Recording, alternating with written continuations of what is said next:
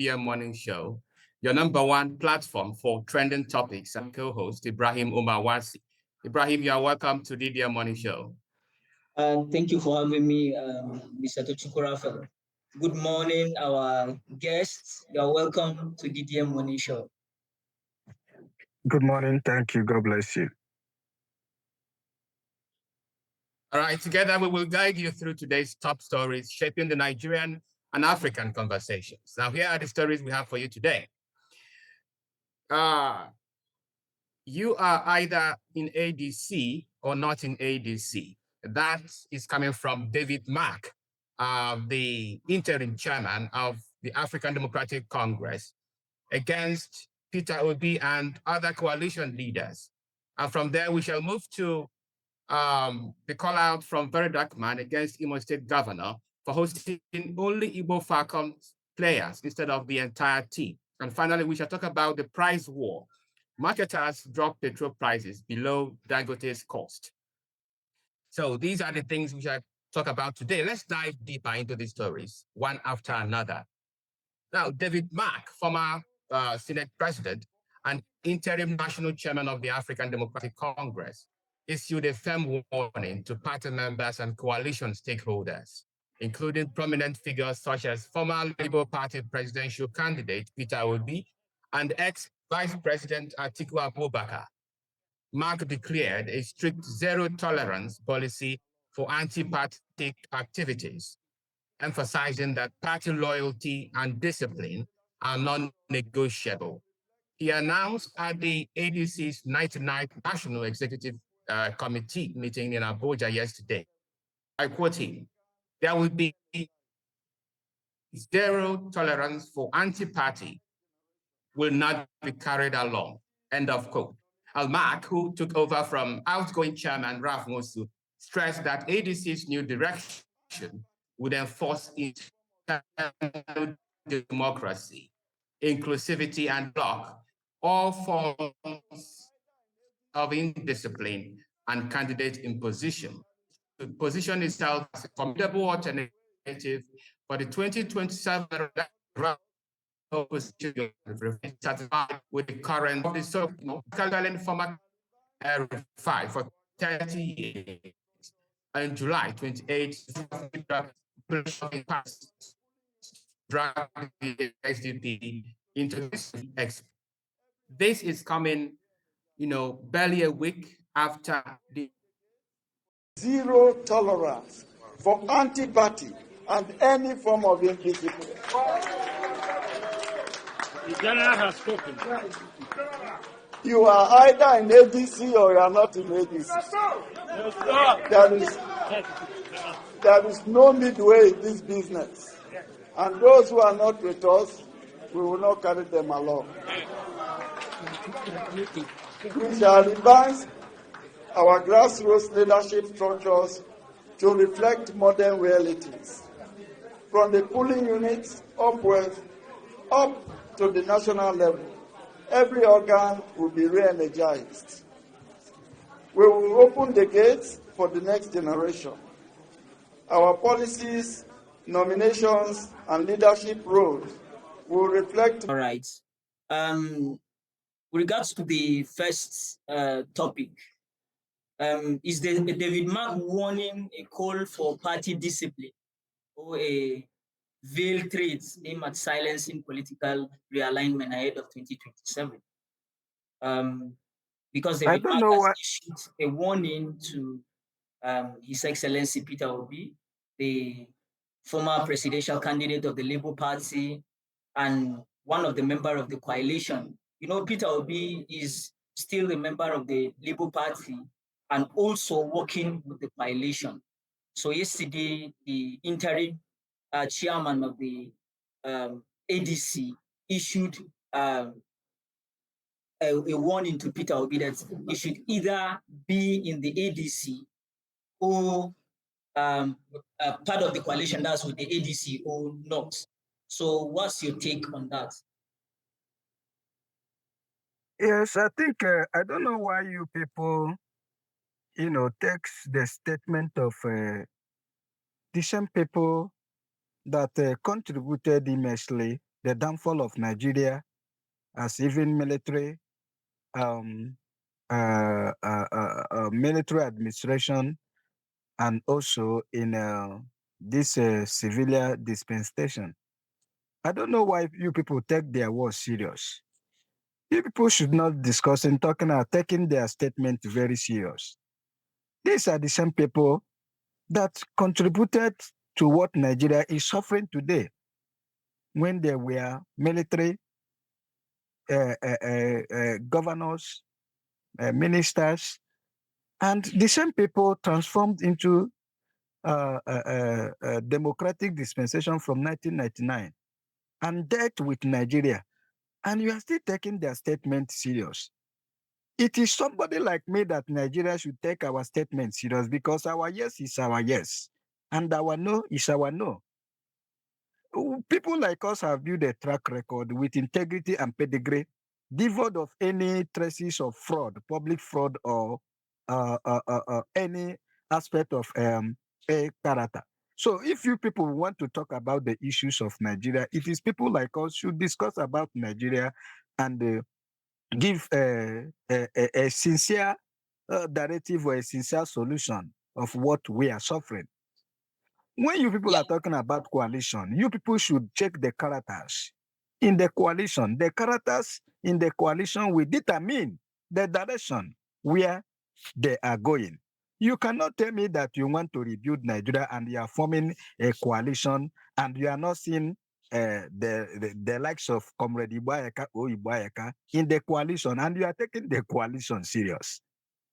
I think on the issue of P2B, on the issue of P2B, it is a different ballgame. Why is a different ballgame? Because P2B has distinguished himself in issue of leadership and governance, and P2B have won the mind of millions of Nigerians. So the coalition is not the most important thing. The most important thing is the characters. We are not looking at the coalition. We are looking at the characters in the coalition. If we don't see P2B in the coalition, we know that the coalition is dead on arrival. As simple as that, because the life wire of any coalition in Nigeria today is P2B.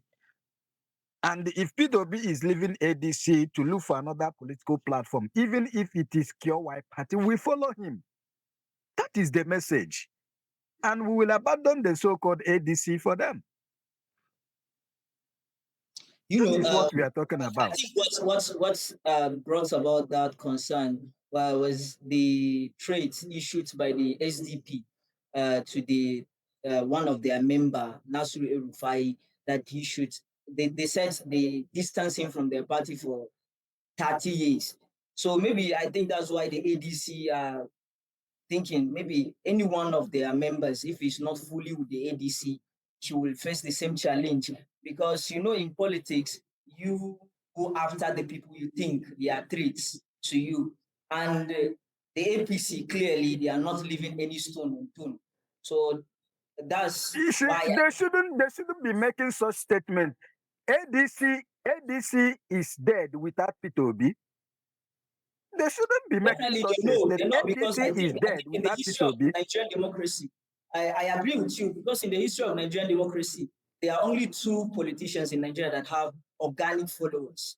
Let's Muhammadu Buhari and Peter Obi. These are the only two people that have genuine followers, organic and unrefined followers. I don't know, Mr. Atochukwu felt, with regards to the trade issues to Peter Obi, do you think it is democratic for someone to demand strict party loyalty?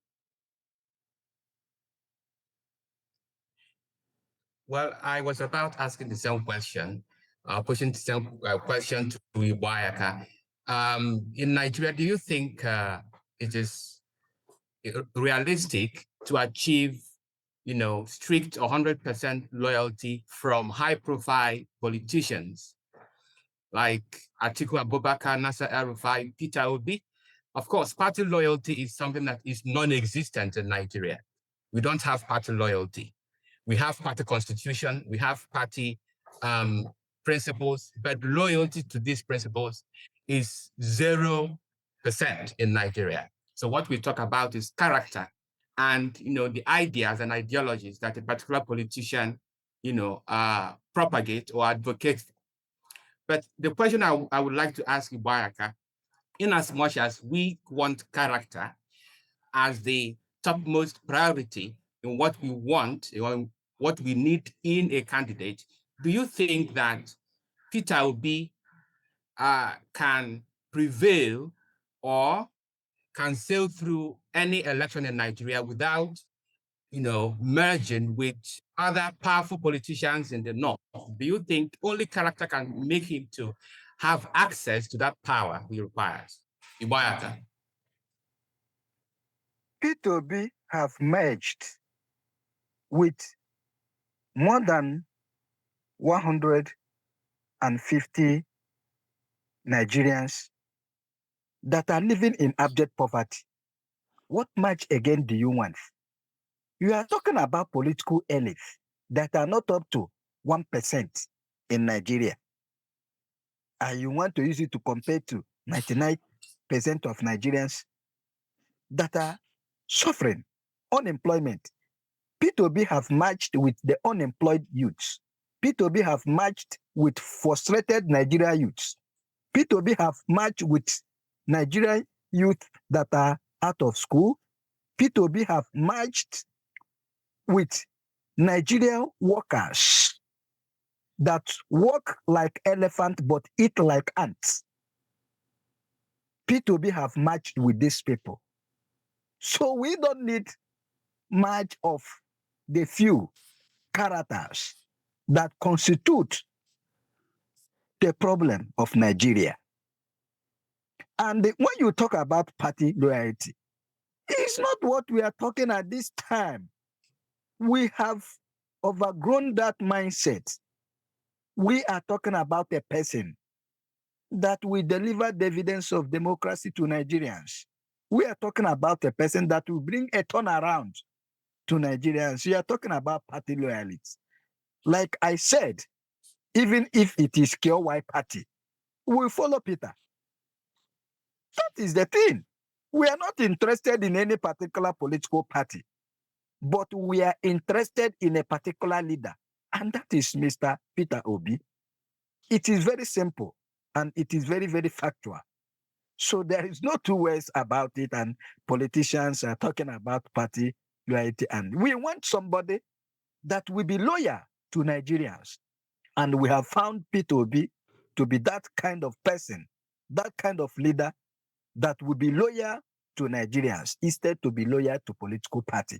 For since 1999, we have produced leaders that are loyal to their political parties, that are loyal to their pockets, that are loyal to their family. And that is why today, Nigeria is like a ship hit by tornado. Nigeria is in coma. And that is why we are asking Peter Obi to come out to rescue Nigeria. Otherwise, if anything happens wrong in 2027, we should be talking about the burial of Nigeria. Because as you can look today, Nigeria is total a failed state. Nigeria is a failed state. And that is the simple fact. So we are not talking about party loyalty. We are not talking about or trying to listen to the same political elites, political profiteers that have masterminded the downfall of this country.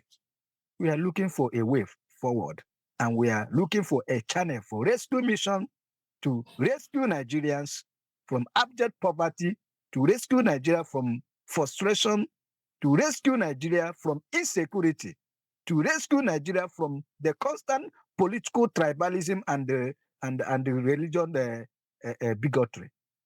So that is where we are today. And I believe that we are going to get it right, because there will be a ballot revolution in 2027. It will not be business as usual. We will vote, count the vote, and even declare our vote by ourselves. It is very, very important. Thank you for this strong response. But I don't think you answered the question he posed to you.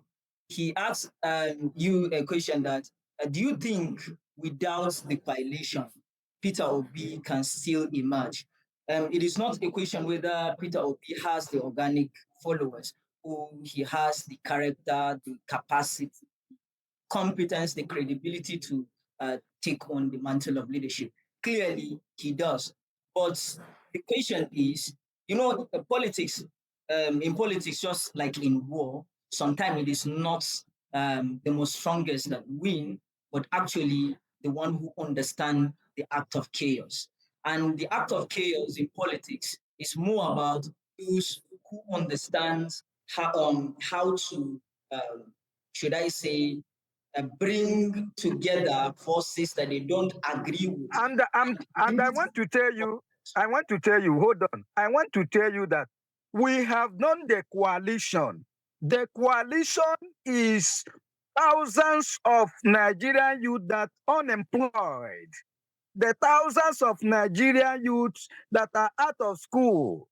The thousands of Nigerians that are living in abject poverty. The thousands of Nigerian civil workers that work like elephants and eat like ants. These are the people that did the coalition. And you are telling me about the coalition of some political criminals in Nigeria, like Atuka Abubakar and David Mark. It's not what we are talking about. You should listen to me. We have overgrown that level of coalition. We cannot continue to do the same thing when we want a different result. If Nigerians must assess a different result, we must stop doing the same thing. So you cannot be telling me about the coalition of David Mark, Peter Obi, Erufai. Who are there? These are the political opportunists. These are the people that are eating from the sufferings of Nigerians. These are political vampires and political looters. We are talking about Nigerians that have been killed day out and day in their various constituencies, in their various local government and communities. We are talking about Nigeria today. Nigeria is full of IDP camps. Are you getting me? So these are the people that have formed the coalition. So we should remove our mindset of this illicit coalition. And I want to tell you, there is no country that the bourgeois or the elites get involved in a political revolution. The political revolution is for the people and for the masses. And I want to assure you, the Nigerian workers, both transport, civil servants, and the artisans, they have formed the coalition. And that is the coalition we are talking about today. We are not talking about the coalition of the same elites that have mortgaged our future. And the same people that are parading at the corridors of power to continue to enslave us. And you call that coalition. It is called political rearrangement in order to continue to loot our common resources. And we will not accept that. That is what I'm saying. We have done the coalition and we know where we are heading to. Thank you. All right. Thank you very much, Comrade Wayaka. Now, you talked about ethnic bigotry as a problem in Nigeria. This will lead us to our second topic for today's show. On Tuesday, popular Nigerian activist and social media commentator VeryDarkMan sharply criticized Imo State Governor Hope Uzodimma for hosting only the Super Falcons players of Imo State, Igbo origin, following Nigeria's historic 10th win at the Women's African Cup of Nations, WAFCON. Now, instead of celebrating the entire Nigerian women's national team, Governor Hope Uzodimma hosted 7 players from Imo State and praising their contributions at a special event in Owerri. Now, in a widely shared video, VeryDarkMan described the governor's gesture as tribalistic, ethnic bigot, and an insult to the unity and collective effort of the national team, emphasizing that celebrating only a section of the team undermines the spirit of national unity and teamwork that led to the Falcons' victory. All right, so Governor Hope Uzodimma, the executive governor of Imo State, you see what you just did here? I'm really disappointed, right? Because this is how you people go about fueling tribalism in Nigeria. The Super Falcons recently just lifted the Women African Cup of Nations against Morocco, and they came back to Nigeria. They went to see the president, and now you decided that you want to host them. But instead of hosting the whole team that collectively won the cup, you decide to pick the Igbos and host them. You carried about 7 or 8 of them to host them. You think 7 or 8 people will win World Cup? They don't even make up an 11 of a proper football team. Look at this picture. Does this look like what 7 people achieved alone? This is wrong.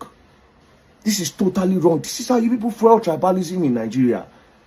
So the other people now where invite, the Yorubas one, the Yoruba ones, the Efik ones, the Edo ones, and every other tribe, the Hausa ones, where hosts. What will happen to them? They'll just clap for the ones that you hosted. Meanwhile, they all collectively want it together. Is that nice? And I don't see any Igbo influencer where kick against them. I don't see anyone. Where if he talks, okay, what did this governor do? They wrong. I don't see anyone. Meanwhile, recently now, they changed Charlie Boy bus stop. Charlie Boy will be Igbo. They changed the bus stop to Olamide bus stop. Unapara. These are the kind of things, if you want Nigeria to grow, these are the kind of things that you kick against. These are the kind of things that you kick against. I'm really disappointed in the governor for deciding to do this. This is tribalism. Tribal bigots. Now you be. To be very honest, if we are calling a spade, this is bigotry. It is wrong. We should not welcome things like this. And shout out to the Super Falcon. Shout out to the goalkeeper, Chiamaka. Sorry, I reversed. Now you call your name quickly. Shout out to Chiamaka. Peace. You really try. Shout out to you. And shout out to the strikers as well. Shout out to all the people who play the football, But it's wrong. We'll call a spade a spade. A lot of now, the Igbo influencers where the champion, hey, Charlie boy, it starts from your home. Talk against that. And again, that's number 1. Number 2, there's a video going viral where the Super Falcon, when they come, they kneel down for Tinubu. People, they complain. What do you expect them to do? Do you know how old Tinubu is? Forget saying they talk say no, they do well or blah, blah, blah. That man is 73 years old. Plenty of our father from the house no reach 73. Some of them no go actually reach 73. That's just the truth. So they should not kneel down. Leave presidency alone. They should not kneel down in front of somebody that is old enough to be their grandfather. Now, don't they carry this thing, they go too far. We get culture for Nigeria. We have a very good, rich culture. You are talking about Remi Tinubu. Is Remi Tinubu na mama at the end of the day? At the end of the day, she senior my mama. If I see my mama, I go greet. Remi senior my mother. I be not to say they too emotional on some certain things. If I see you say if I all the governors when I don't even the weekend when I the bash steady. If I see him, I go greet him, I go back and greet him. We not be meet. Any governor, even the Edo State governor, when would they talk about say he get 4D7, 1E8 and C5. If I see him, I go greet him. He not be my mate. Out of respect, I must do that. But still no me say I know to say, governor, what you do? If I get the opportunity, I'll say it. If I cannot say it, I say it online. You go watch them. Please, don't forget our culture and tradition. Please, no matter what we are doing, leave politics alone and respect. And also, please, stop tribal bigotry and stop tribalism in Nigeria. We're not stop them. We are all one. And Governor Uzodimma, please, I will expect you to bring all of them back and host them again. And all of them. So what are you expecting? Say you host the Igbos, another governor go host the Yorubas, another governor go host the Hausas, another governor go host Efik, another governor go host Edo. It's wrong. It's wrong. Anyways, when I do the right thing, else you're gonna learn and you will learn the hard way. Shout out to Super Falcons. Congratulations. Don't play. What's your reaction or your take on that, Comrade Ibayaka? I have said this severally that Nigerians, to some extent, should stop listening to comment of VeryDarkMan because VeryDarkMan for me is a mere talkative. On issue of political position and governance and leadership, VeryDarkMan lack the basic knowledge to discuss on these issues. I don't know his background, but I don't think that he had any background on issue of leadership or on issue of a revolutionary struggle. I don't know about that. But I must tell you from his presentation, he lacked the knowledge. He lacked what it takes to discuss on issue of governance or even politics. He should concentrate on the content, creating content on social media and make people laugh. But when it comes to on a strategic issue and important issue, I think I will advise him not to participate because he has not grown to discuss such issues. Because, for example, when you talk about on this issue, it's a national issue, and the federal government of Nigeria, they welcome the the Falcon team, and they were celebrated, and I think a gift was given to them. So there is nothing wrong for various states to celebrate their own from whatever they have from their own state, because I know that it is whatever the governor did is from the pocket of Imo State, not from the pocket of the federal government. The federal government have done their own. Even as a local government chairman, if a local government chairman have one person or two person from his local government that is part of the team, the local government chairman can, bring the women home, celebrate them. That you people are from this local government, we appreciate you people for making us proud. I think for a common sense, it will tell us all these things. So we don't need to start talking about VeryDarkMan on this issue. Like I said, I advise him to keep off from issue of politics and governance, because he need to be tutored and mentored so that he can argue and discuss effectively on issue that concerns leadership and governance in Nigeria. Thank you. But the issue, okay, Ibrahim. Yeah, thank you very much. This is a very strong assertion, but people like Hope Uzodimma is a statesman in his own right, a governor in one of the most important states in the Federal Republic of Nigeria. Don't you think this gesture will send a negative light, for example, to the people that are not from Imo State, that strictly he's only trying to celebrate the people of Imo State, not the glory of the country, because they won the outcome. Hope Uzodimma is not the president of Nigeria. Tinubu is the president of Nigeria. Tinubu has celebrated them. Hope Uzodimma is not the president of Nigeria.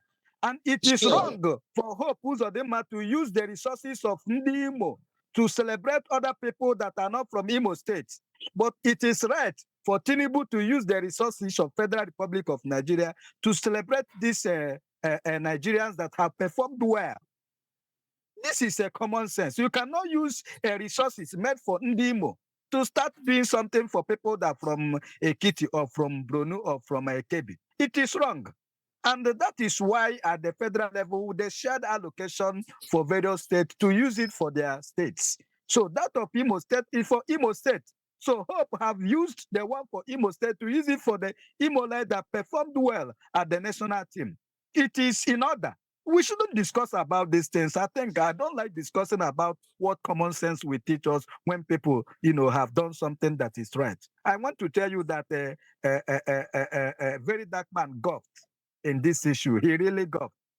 That is the simple truth.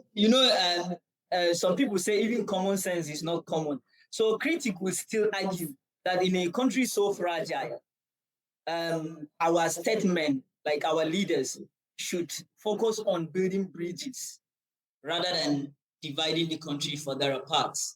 So don't you believe in that? You cannot talk about dividing the country if you are saying that building bridges because of this type of conjecture. That means sending federal allocation to various states is also wrong. That is what you are implying.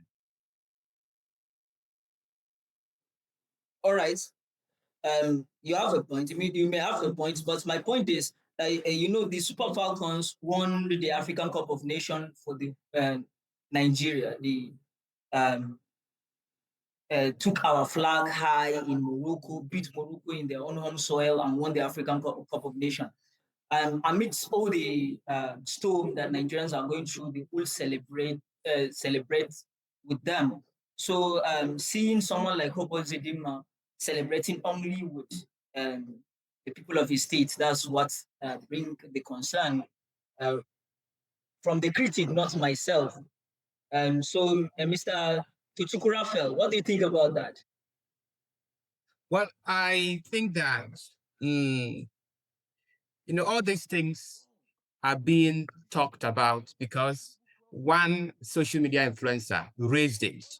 If VeryDarkMan did not raise it, nobody would be talking about it now. But I think Comrade Ibayaka has a point when he said that the issue of victory with regards to the Super Falcons is a national issue. And we all watched the video where they all met the president, one after another. They knelt down before him and they were celebrated nationally. And afterwards, every one of them went to their different states, their different, regions.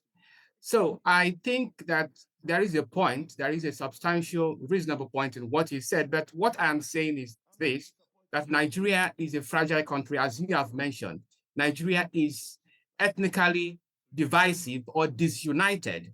And so, public leaders, public servants, when they are doing certain things, they should have this in mind, that we are still on the progress to achieve unity, ethnic or tribal unity in Nigeria. We have not achieved that yet. And so whatever action we take, it's not possible. It's not possible to achieve such unity in Nigeria. VeryDarkMan is talking about this. Let VeryDarkMan tell federal government, why is it that in Imo State, the score for an Imo indigene to get admission at the federal secondary schools is not the same thing from somebody from Kebi, from Adamawa, and from Kano and Katsina. So why can't VeryDarkMan discuss about that and say, no, it is wrong? They should stop all this thing, all this psychophantic attitude. I don't like it. They should stop it. And when you people are talking about, issue of arriving at the level of unity in Nigeria, you people should match works with action. Today, are you people not aware what happened during the jam, the last jam that the student took about 2 months ago, 1 month ago? You people saw what happened to the Eastern students, Southeast. Why is it that the problem just happened only in Southeast? And why is it that they set another standard exam for the only people from the Southeast? Meaning that the problem the students solved in the general jam is not the same thing they gave to Southeasterners. And why is it that VeryDarkMan didn't bring it up and discuss about it? I don't like when people are so psychophantic and sentimental about some issues. I don't like it. We must stand on the path of justice, equity, and fairness. So when you people try to say that Nigeria is fragile, Nigeria has been fragile and Nigeria will continue to be fragile. Today, when you talk about go to the north, they open, I'm coming. Listen, they open a dry port in the north. They open a dry port, inland port in the north that doesn't have water. Southeast here, we have 7 potential seaports in Southeast. None of them is functional. And you people are talking about Nigeria is fragile, talking about we cannot access unity in Nigeria because the Igbos are being victimized in all things. We are being treated as non-existing people in this country. So how can you tell me that in the Southwest they have seaport and here we don't have seaport? And how can you tell me in the north they have international airports and in the east here we don't have international airports? And when you check the statistics about the most traveled people in the world today, it's an Igbo man. The statistics is there. There is no country that you cannot find an Igbo man. When you talk about in Nigeria, people that are highest travelers, they are Igbo. When you talk about people that are doing import and export, they are Igbo. Yet we don't have seaports in Igbo land. And you people are not talking about it and not promoting it. And because of this, we are talking about Nigeria is fragile. Yes, Nigeria is fragile. Because they don't want the Igbo to be part of Nigeria. So Nigeria will continue to be fragile. And Nigeria cannot attain its unity.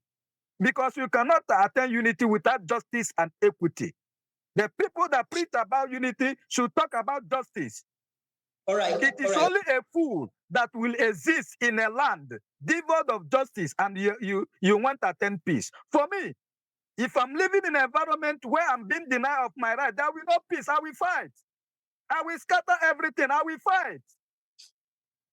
I'm not a coward. All right. Thank you. I think the punchline is that unity cannot be achieved where there is no justice. And that's true. 100% I believe with you. And It is true also in Nigeria, there are a lot of injustice, systemic inequality, and marginalization of some part of the group of the nation. I personally, I don't belong to any one of the major tribes in Nigeria. I don't belong to Hausa, no Yoruba. But I also believe that these three major tribes are the problem of Nigeria because Nigeria is linguistically diverse, far beyond the three major tribes that we are talking about. There are more than 2,000 tribes in Nigeria. We have more than 1,000 different dialects in Nigeria. And notwithstanding, I agree with you on the points that we can only attain unity when there is peace. And peace can only be attained through justice. I agree with that. But saying that Nigeria can never attain that unity that we are clamoring for, I don't agree on that because it's basically like saying you gave up. You must agree. You must agree because I want to state it categorically that Nigeria will not do justice to Ndi Igbo. Nigeria will not. Some people say you are sure. You are approaching the topic with emotion, and we are talking about an important figure like Uzodimma, a governor of a state in Nigeria. If you are talking from his own lens, definitely he believes in Nigeria, and I honestly believe you wouldn't say Nigeria will not work or Nigeria will never attend to the level of unity we are clamoring for. Nigeria will not attend to it until there is justice. And I'm sure Nigeria will not do justice. Quote me anywhere. Quote me anywhere. My statement is very, very clear.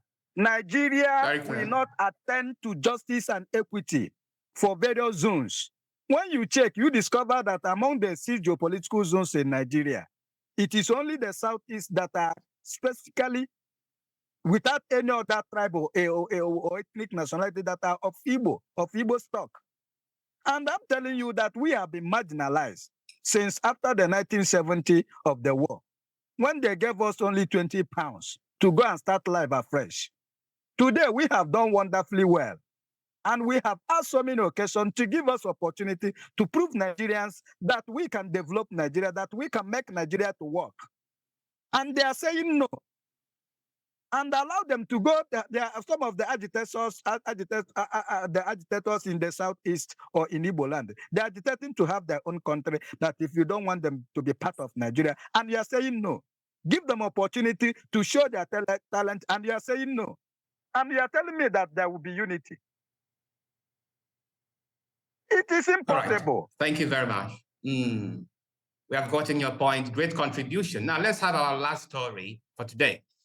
A significant price war erupted in Nigeria's downstream petroleum sector, with independent fuel marketers slashing petrol prices below the cost charged by the Dangote Petroleum Refinery, Nigeria's largest oil refinery and a major player in the local fuel supply.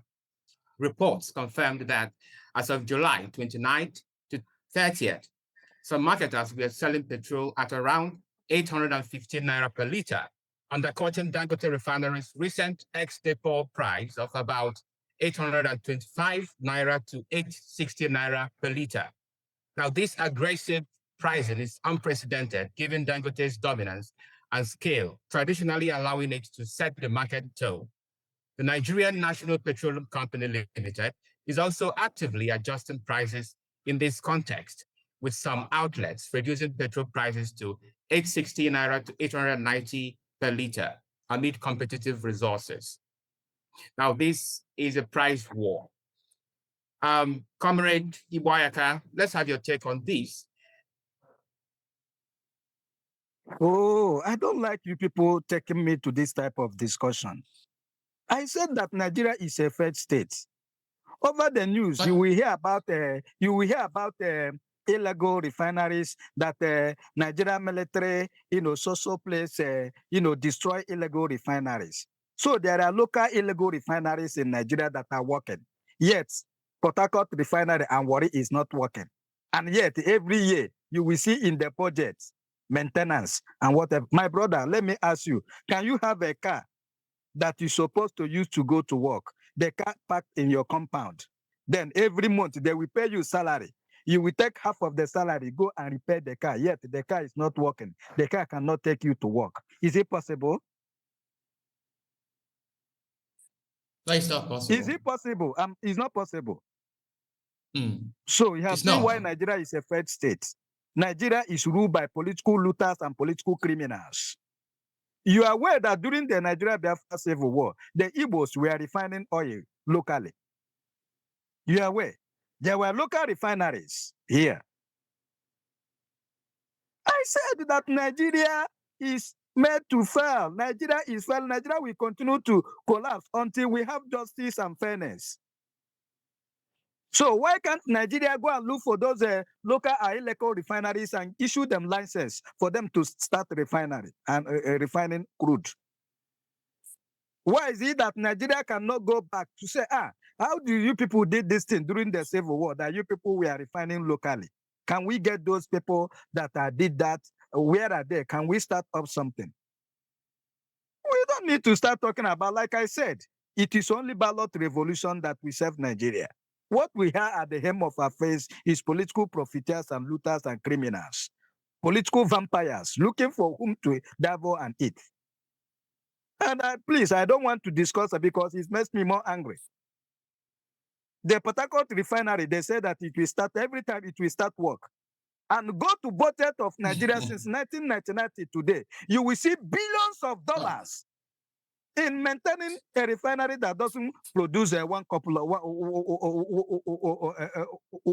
of or 1 gallon of fuel. Please, enough is enough. What we should be talking about is the revolution that is coming up in 2027, not all these things. Please, thank you. But do you see Dangote's rise as creating, a harmonious competition among independent marketers of oil? Why must he be Dangote? Why must he be Dangote? Why not you? Why not federal government issue you a license? Must he be Dangote? Why must he be Dangote? Why not me? Please allow me. I'm talking about Revolution 2027. Bye. All right. You're still watching DDM TV. If anyone has a comment on this, Ibrahim, you have any comments on the last topic? All right, Mr. Ultrasin. That's the beauty of capitalism. The market is not defined by an individual alone. It is being defined by the marketers generally. It can be seen as a blessing and also a cost to the market because now Dangote has more monopoly over the market, and we have marketers that are going to challenge his own pricing. So that's clearly, to some extent, a positive thing to see. But from the other lenses, you can clearly see that most of these marketers are refining or importing goods from outside Africa, not even outside Nigeria. So in a country whereby we want to be producing everything here, to be self-reliant, to be productive, to be producing rather than consuming, then it is a cost. Because these people that are going outside to bring refined goods, refined petrol products, and sell it at a cheaper price, will force either the company in Nigeria to crumble or, at the least case scenario, to succumb to that pricing. So it is both a blessing and a cost. And that's the beauty of capitalism. The marketers will decide the price, not the government, not any other individual. No one has the monopoly over the market. No. Yeah. If I can come in, please confirm you can hear me. If I can come in, I can hear you. Speak on. All right. I don't know if I can take my leave. Okay. All right, Comrade Boyaka, thank you very much, sir. Thank you for your. Thank you. Well done. Yeah. All right. See you next time. God bless you. All right. So while me personally as a person, I'm not happy with the federal government because they've not been able to make our refineries functional. As big as we are, as big as the federal government is, we cannot still refine our own crude oil. But just one individual sat down, brought money, and built his own refinery, and it's now working. And we know what went on when Dangote tried to start his refinery, how they tried to fight him. Now his refinery is working, and now the price war has ensued.